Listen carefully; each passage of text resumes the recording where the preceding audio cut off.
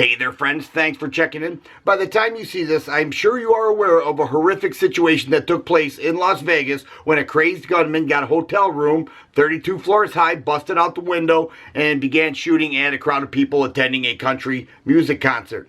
At this point in time, 58 people are deceased and hundreds others are injured. Just a horrific situation. And the way I understand it, first responders did an incredible job.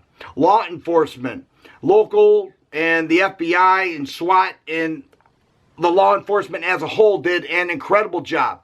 The people on the ground with their friends and family injured and in some cases deceased did an amazing job helping other people escape that situation the best that they could.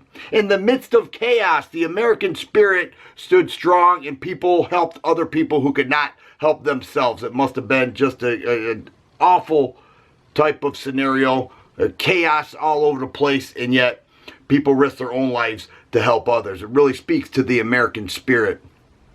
One of the questions that people are wondering is, what was the motive of this guy? That's what I keep reading. They don't have a motive. See, this guy was 64 years old. He was educated.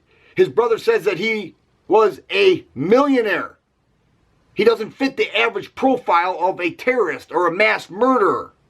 They're wondering, why did he do this? Like, it makes no sense. He doesn't have any prior convictions relating to violence. And yet killers are going to kill. It doesn't make it right. It's not fair. Haters are going to hate. Killers are going to kill. There is nothing that anybody could possibly foresee that would have prevented this. Nothing.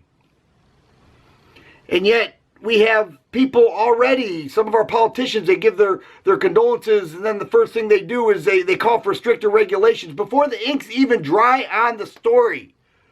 And that's the last thing I want to do is politicize this. I don't even want to go there. It's hard enough getting in front of the camera and talking about this horrific situation. I couldn't imagine being there and having to deal with this. You know, people are going to be scarred for life over what they saw, what they witnessed, some of the injuries they sustained. And yet our politicians are politicizing it already. Now, nobody knows the gun that was used. People are saying that it was a full auto firearm. We don't know for sure. The FBI is only giving us information. The media is reporting what they know or what they think they know or whatever the case. We really don't know. I'm sure there will be much more information to come out. But I'm reading that our politicians are saying we need more regulation with full auto firearms. And I'm wondering, do you even know the law? There is no greater regulation on any gun as there is with full auto. You know, machine guns. You know, they went into his room, they found out that the guy shot himself, killed himself, and there were 10 other guns there. There's nothing that could have prevented this. There's nothing that we could say, you know, if we would have only done this, it would have prevented this. You see, killers are going to kill. He was not on the radar. He was not on the scope. He would have passed a background check. He would have passed everything that he had to get what he wanted to do to kill.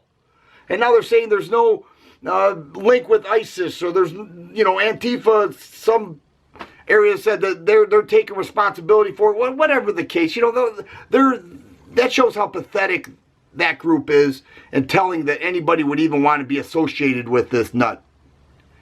It really is unbelievable. And so I don't want to politicize this any further. I just want to say that, you know, my family's thoughts and prayers are with the victims, their families, and everybody that was in that area. I'm proud of the way the American people react to a horrific situation like this. It really brings out the best in people. Unfortunately, it also brings out the worst in people. And, you know, until more information becomes available, we'll just continue to hope and pray for the best, and that the death toll does not rise and the people who are injured recover fully. I appreciate you watching, and you guys be safe.